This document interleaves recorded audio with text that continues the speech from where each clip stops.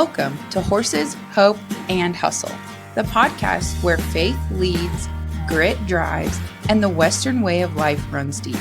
I'm your host, Crystal Show, wife, horsewoman, entrepreneur, and believer that God doesn't waste the hard stuff. Around here, we talk real stories, big dreams, and the kind of hustle that's rooted in hope. So pull your hat down, pour that coffee, and let's ride.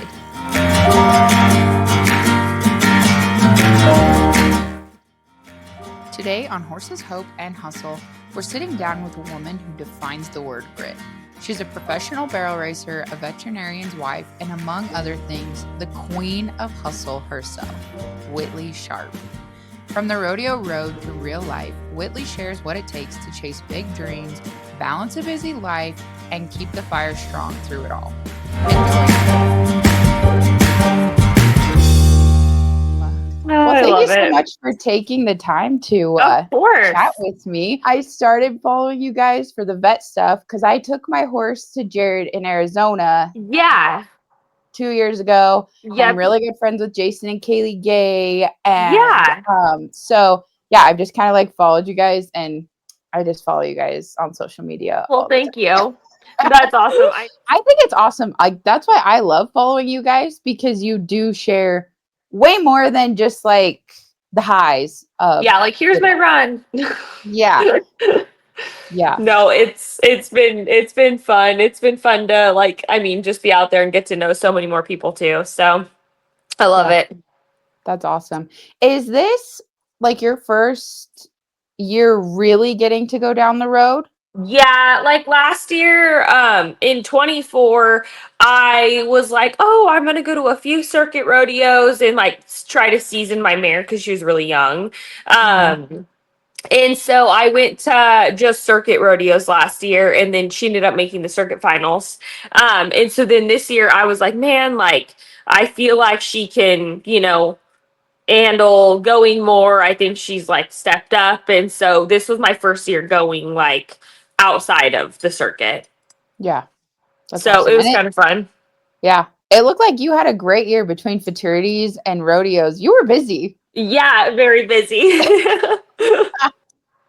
But I'm like, even this week, I'm like home all week, and I'm like kind of going like crazy. I'm like, okay, like, I think we need to go somewhere or, do something. I'm like, I don't really like being home. You're like, this calm is unfamiliar territory. Yeah, exactly. That is fantastic.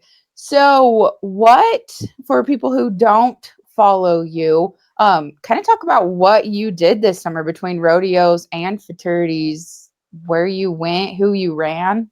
Yeah. So fortunately for me, I have a pretty large group of horses. So, my main goal this year or this season essentially was to, try to get into like the top 30, top 40 so that I could qualify for some winter rodeos. So in the rodeo world, so many of the winter rodeos like Houston, Fort Worth, San Antonio, there's Austin, several of those, you have to be so high within the world standings to get in or qualify.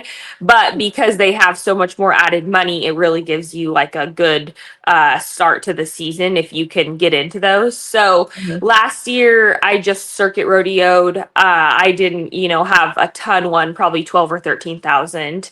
And so I didn't get into anything. And then fortunately, like our season, starts a little bit earlier, being that we're in Arizona and I have access to go to some of those. So I did get into like Tucson and whatnot. But this year I will qualify to a lot more. The only one that I don't think I'll get into is Houston. So I'm hoping that I can get up there in the world standings this fall and maybe try to qualify in that way.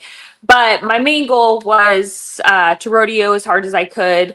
I ended up number 42 in the world at the end of the year, and then I am fourth going into circuit finals. So that was my main priority. That kind of took priority over getting to go to like any of the fraternities or derbies or anything like that. But I did get to go to a couple, which I went to two extreme races. One was in July and one was in September. And there, my horses won, I think, right around 42,000 just in those two events. So it Mm. definitely is worth it to like sneak off and go to one. Yeah, that's fantastic. How many Paturity horses did you run or have this year? So I don't have anything to futurity. I have a lot of derby horses though. Oh, okay. So I think I have five that are eligible for the derby. So I Oh, try wow. to, duck off or go to something like that if I can, just because I love that we can run it a little bit extra money being that they're in that age category. But sometimes easier said than done with my rodeo schedule. So Yeah, that is fantastic. So, do you still help out with the vet practice stuff, or did you guys kind of get staffed up and were you able to go focus on more of your stuff? yeah, so we have kind of built a really great group of people around us that have stepped in and done a ton as far as like Jared, he travels everywhere or works from our places in Caldwell in Arizona, but he has a group of like three or four girls that all work for us. So he has a few technicians. He has Laurel Otto. She does a lot of dentistry stuff for us. And then we have Lavanna Collins, and she is a technician. And then she also runs our Equiscope. So she does a lot of therapy type stuff. And then we have Taryn Jenkins, and she kind of does a little of everything for us, keeps horses, exercise, kind of just our go to if we need stuff around our places. And then we have Clara Crocker currently, and she does more of the scheduling, the managing the day to day, dealing with all the ordering. For me, my biggest thing is marketing or like all of our social media. So I run all the social media. I work on like content, stuff like that.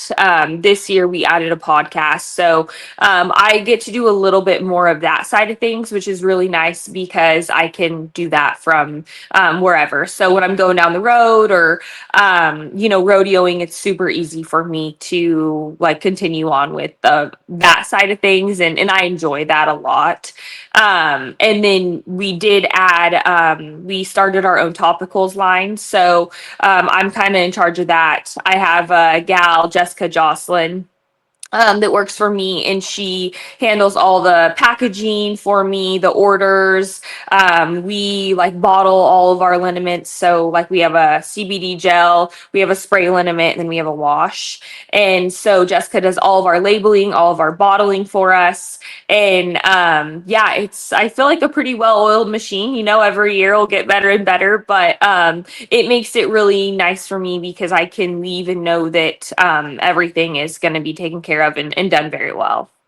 Yeah.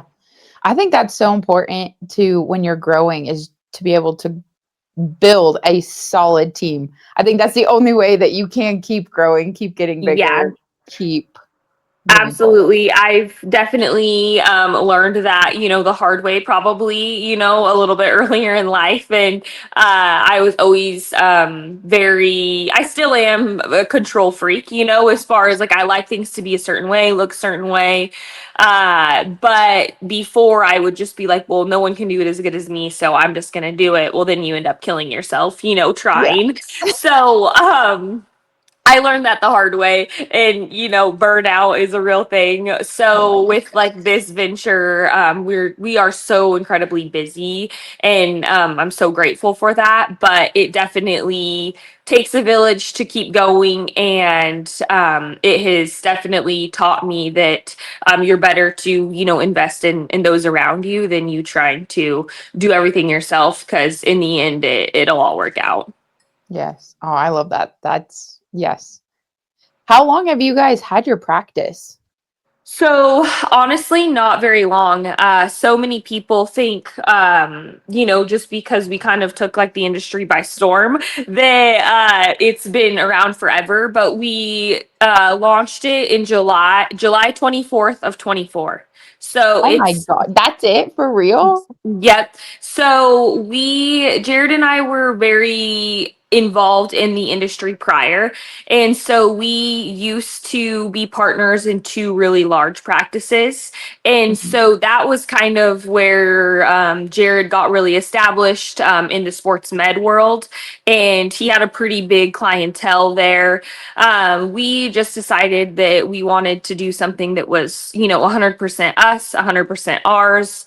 So we sold out of that practice or those two practices in July of 24 last year.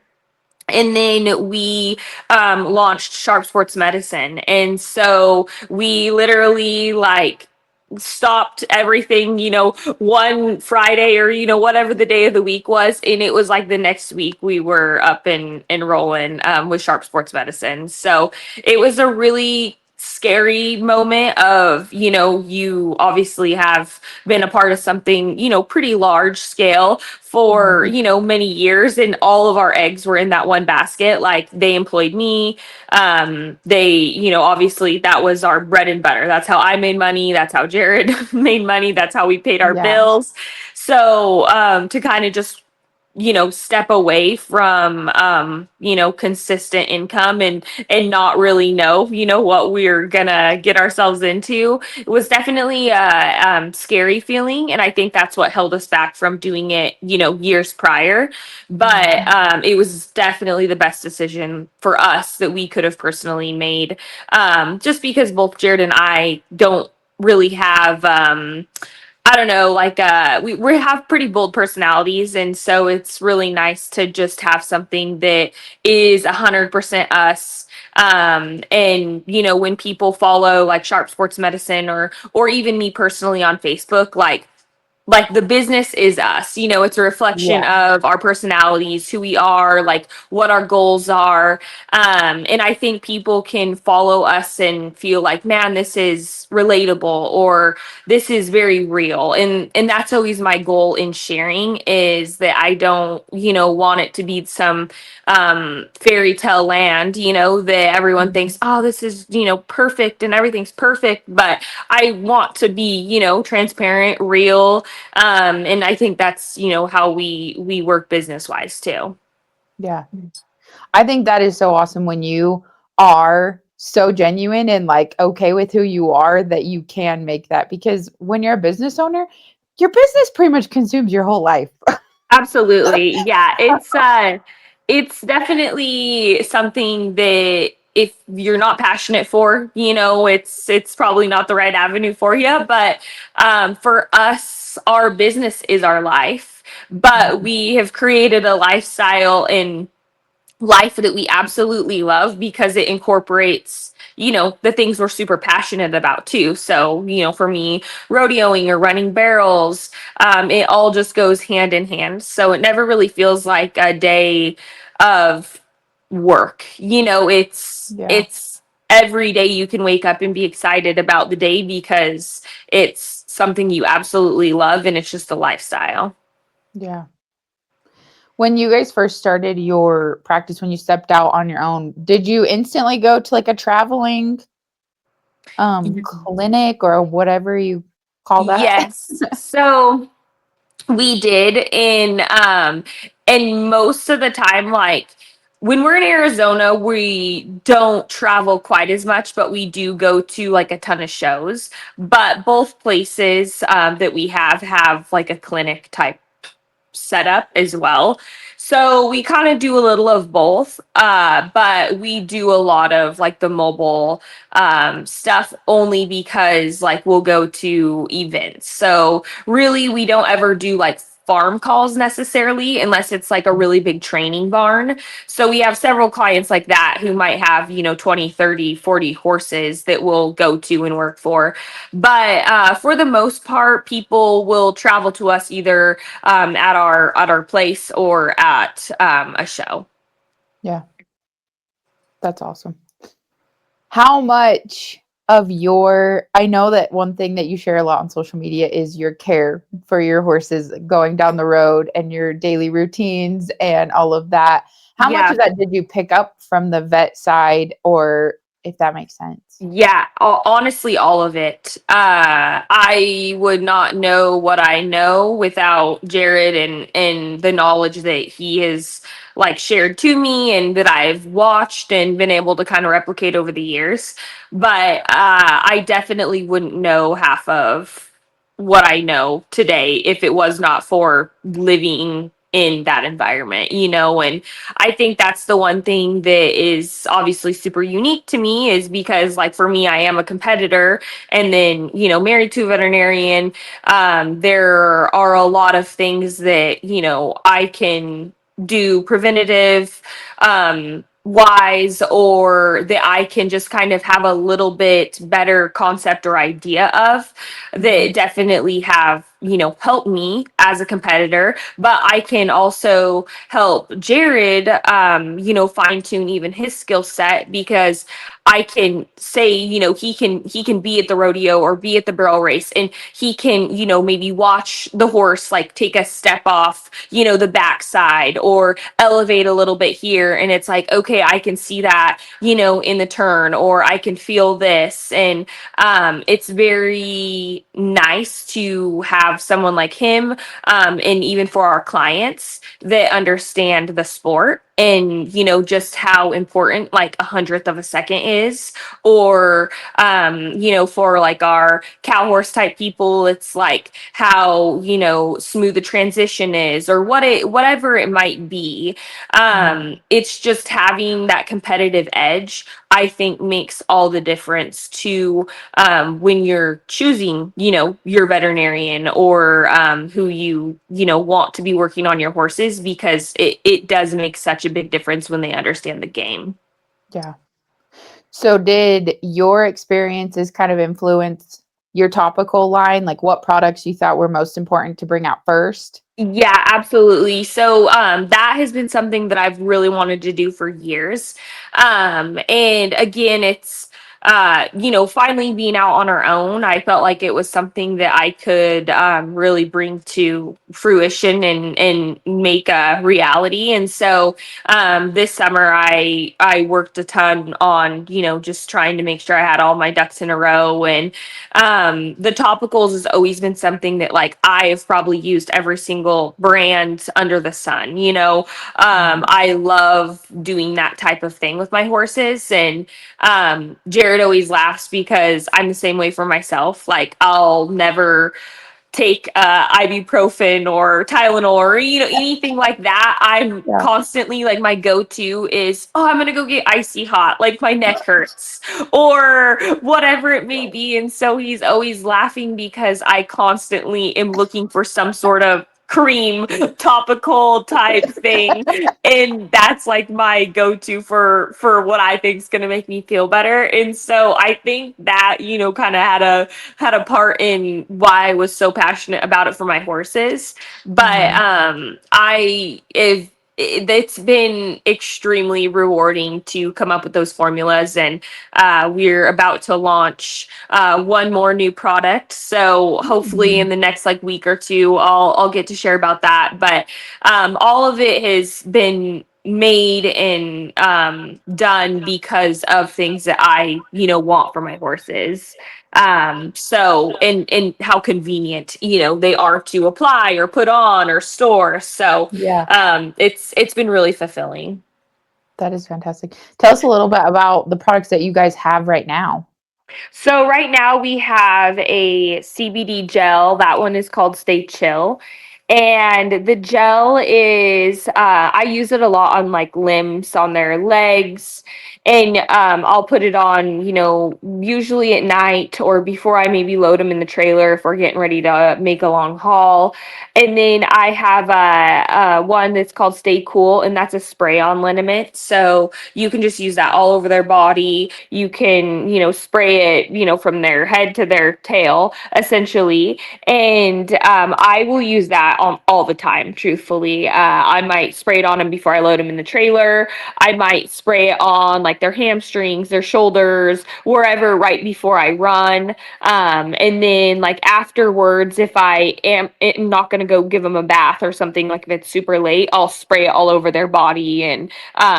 And I found that I've been able to like put my magnet boots on, my magnet blankets on, things like that after I've put it on. So I feel like I've personally noticed such a big difference, and it's been really rewarding, hearing like our clients' reviews and stuff of it and how it's kind of helped their horses in their program. But those two are our liniments, and then I also have a liniment wash, and that one's called Stay Fresh. So that one's really nice because you can put it in a sprayer and spray it on and let it sit for 2 or 3 minutes, and then you can rinse it off, and that's has a really big cooling effect on that one. And I feel like it just is really good for like a tighter muscled horse or post workout or post run.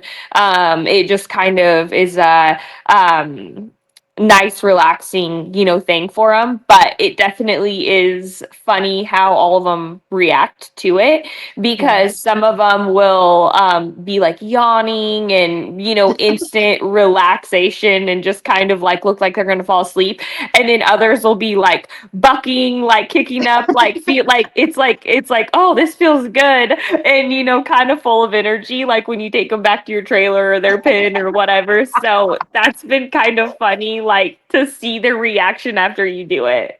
That's hilarious. What kind of going back to all of it, like your barrel racing and this, what influenced you to kind of get where you are? Like, did you grow up barrel racing, riding? What did that kind of look like to get where you are now? Hang tight. We'll be right back after a quick word from our sponsors. This episode is brought to us by Big Sky Horse Sales. From Montana to Arizona, Big Sky is your trusted online auction platform for quality rope, performance, ranch, barrel, and trail horses. Check out our Wickenburg online sales series December through March. Shop current consignments and stay tuned for the 2026 sale lineup. Or contact us today to book your custom event at bigskyhorsesales.com.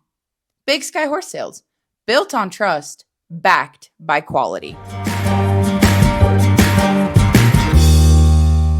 Yeah, so I grew up my mom rode horses.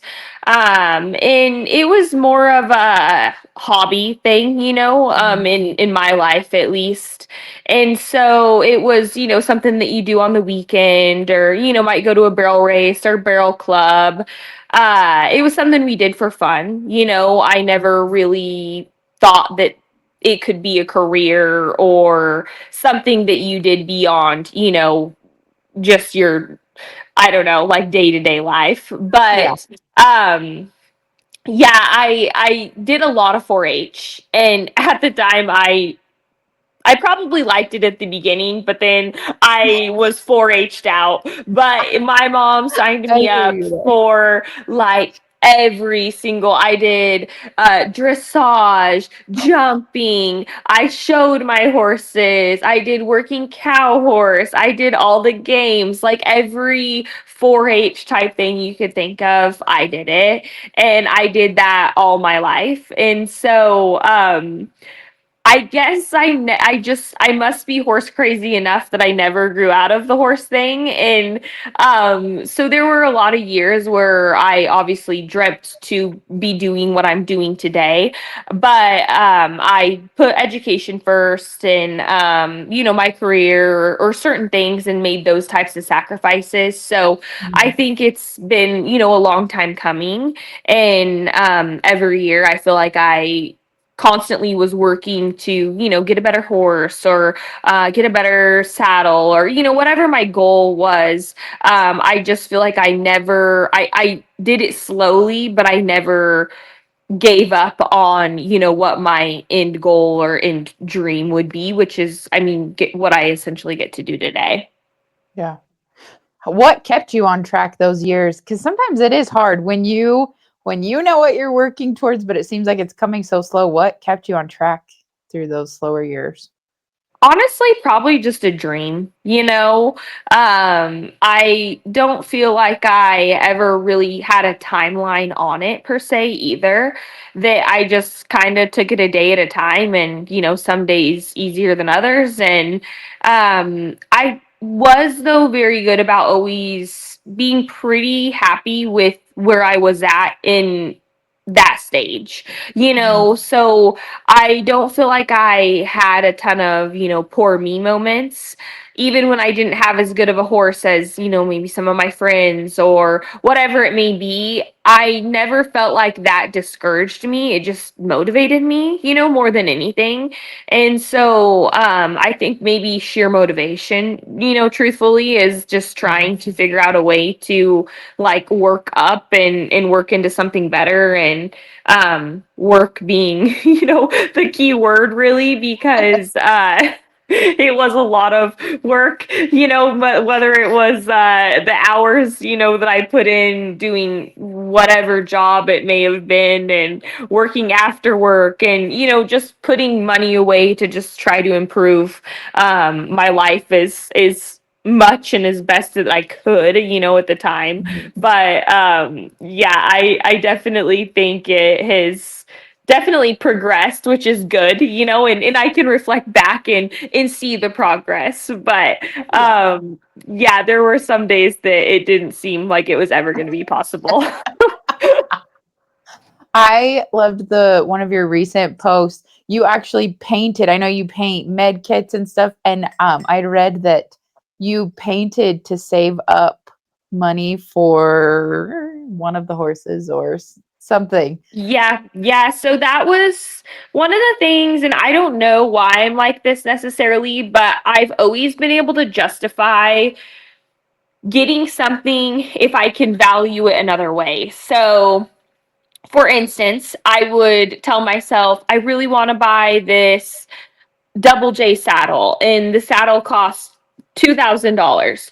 So then I would tell myself, I would say, okay, $2,000, I have to sell, uh, 8 sets of wine glasses, and I have to do this and these things before I can afford the saddle over here. And so I would constantly like be thinking in my mind like it's this for that. Mhm. And so I feel like I just kept trading essentially my time or talents or whatever it may be, so that I could get something better for my horses, or our program, or whatever, whatever my goal was that week or month or year, whatever.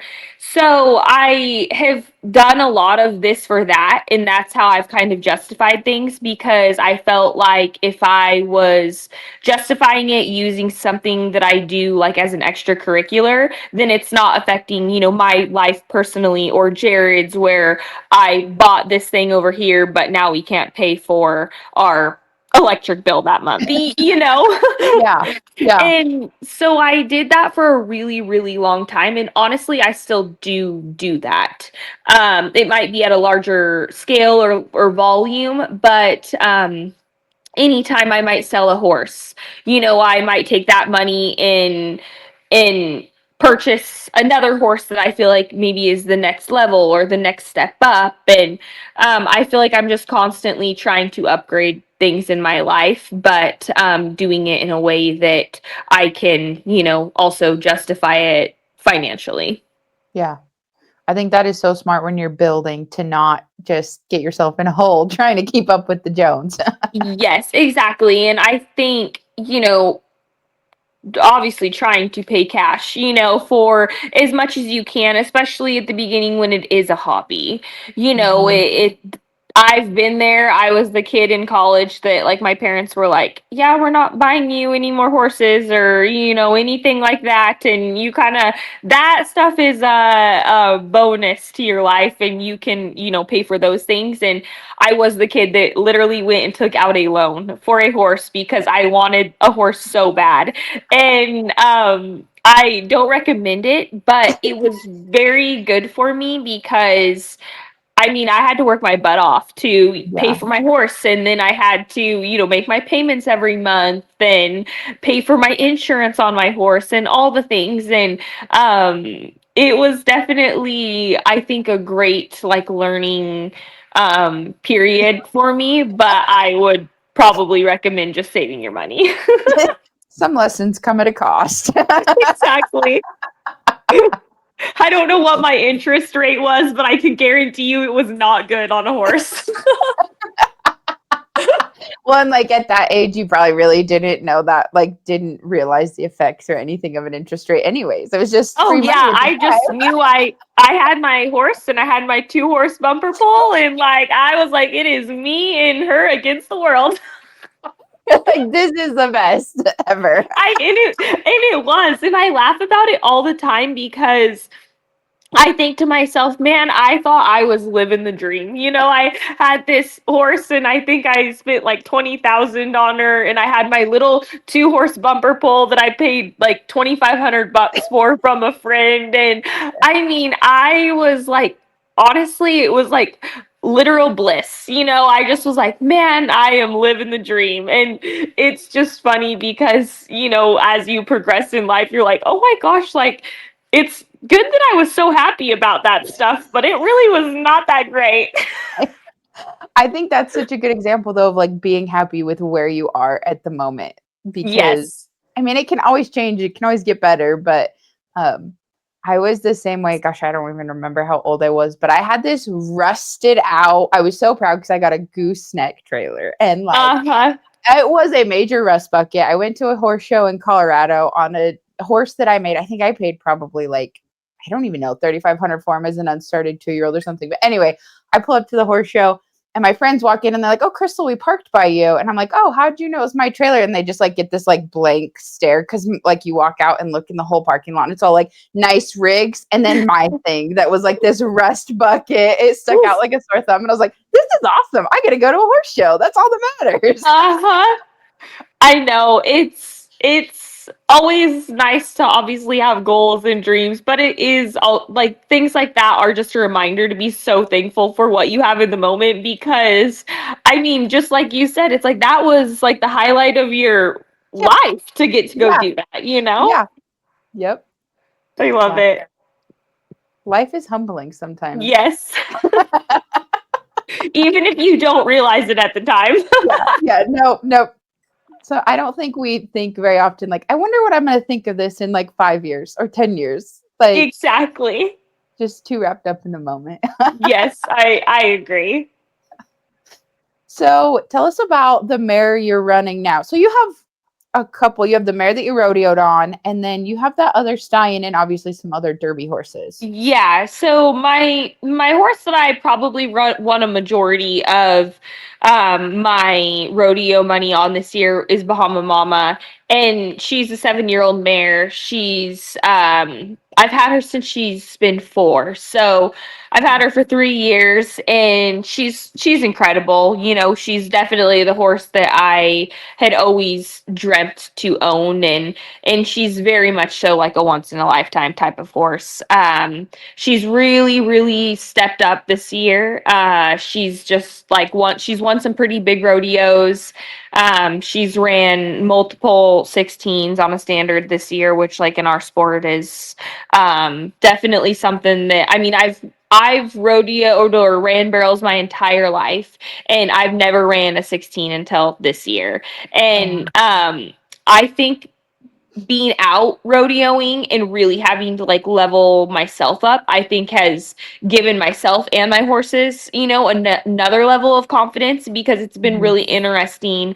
Like I had never ran a 16 before, and then this year I've ran 16s on, I was counting the other day, 6 of my horses have ran Oh, wow. 16s in the last like 6 months, and multiple, of them. And so it's been kind of cool to see the progression in myself and my horses. But yes, I call her Palmer, but her registered name is Bahama Mama.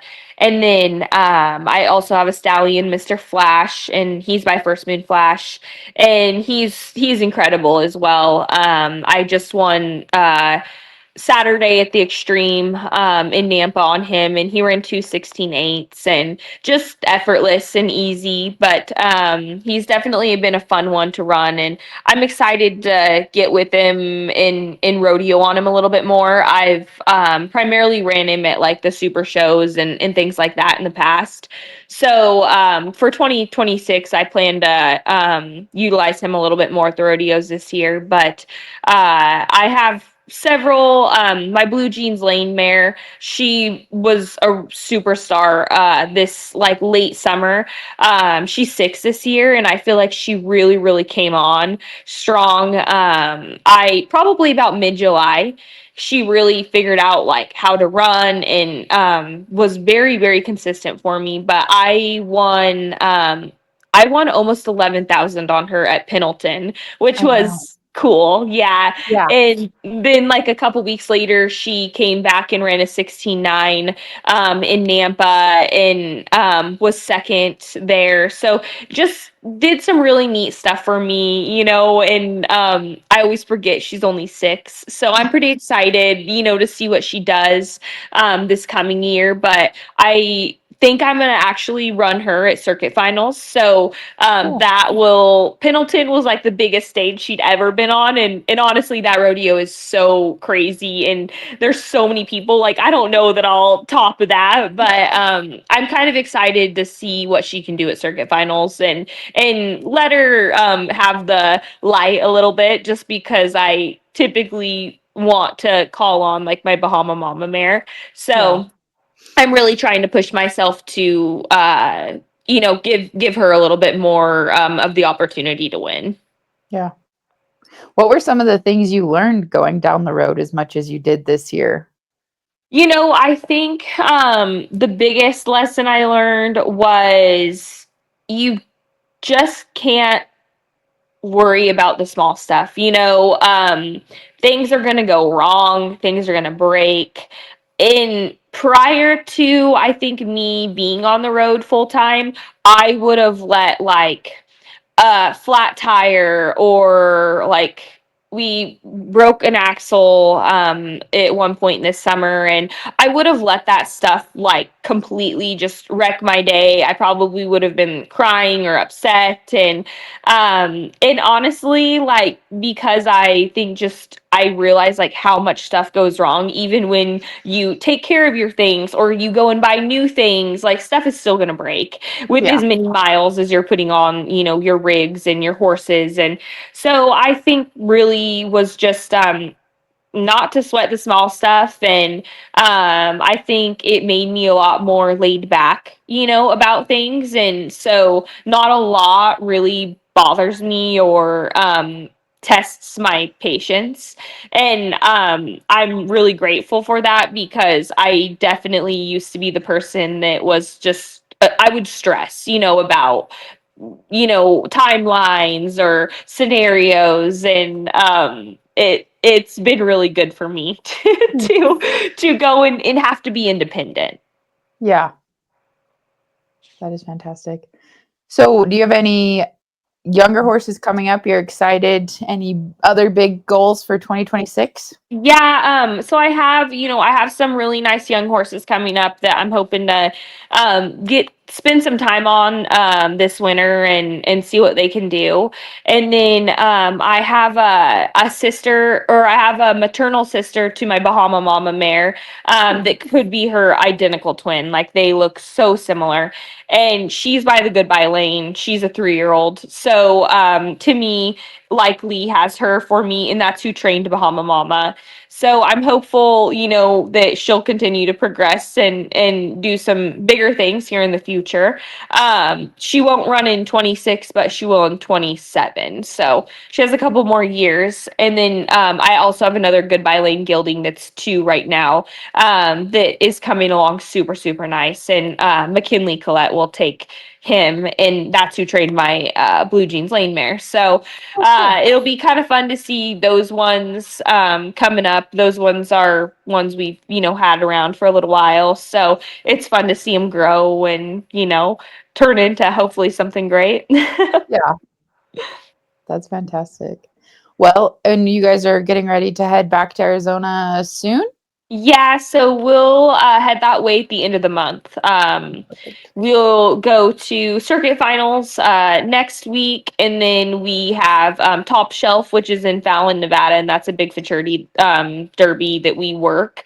And then we'll go from Fallon to Arizona and take a couple loads, and then we have some people that are helping us take what we can't fit. So.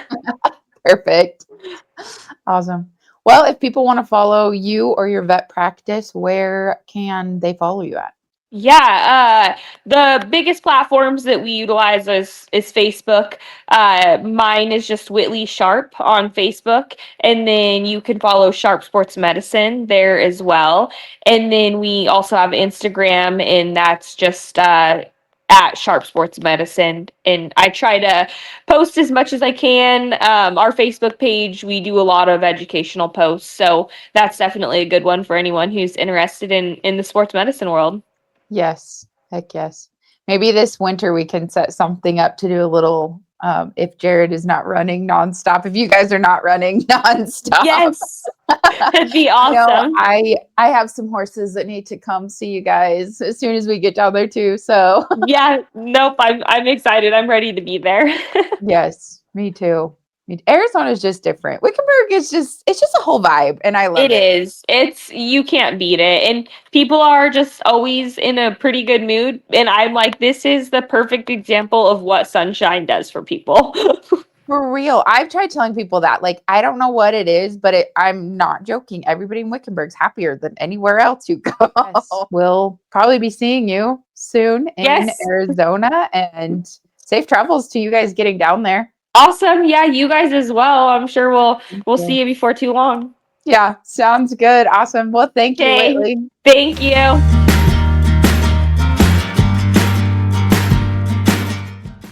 Thanks for riding along with me on Horses, Hope, and Hustle. If you found even a little bit of inspiration or grit here today, share it with a friend, leave a review, or tag us on socials, and keep showing up for what truly matters. Until next time, stay true, stay tough, and keep hustling.